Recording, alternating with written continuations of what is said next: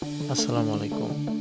আমাদের বগুড়ার শেরপুরে অবস্থিত খেরুয়া মসজিদটি 1582 সালে মির্জা মুরাদ খান কাকশাল নির্মাণ করেন।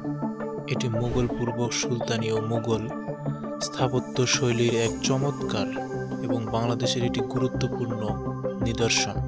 প্রায় 435 বছরের বেশি সময় ধরে দাঁড়িয়ে থাকা এই মসজিদটির নামকরণের সঠিক ইতিহাস এখনো জানা যায়নি।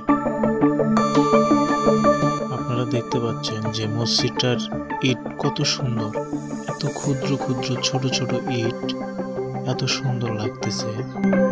এই মসজিদটি 1582 সালে জওহর আলী কাকশালের ছেলে মির্জা মুরাদ খান কাকশাল এই মসজিদটি নির্মাণ করেন।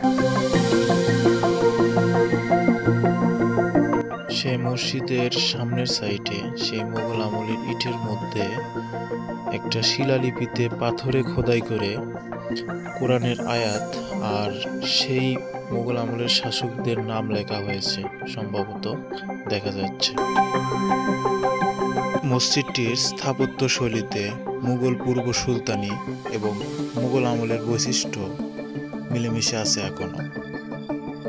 এটি বগুড়া শহর থেকে প্রায় 20 কিলোমিটার দক্ষিণে শেরপুর উপজেলা সদরের খন্দকারটোলা মহল্লায় অবস্থিত। এটি বাংলাদেশের একটি গুরুত্বপূর্ণ প্রত্নতাত্ত্বিক নিদর্শন এবং এখনও এখানে নিয়মিত নামাজ আদায় করা হয়।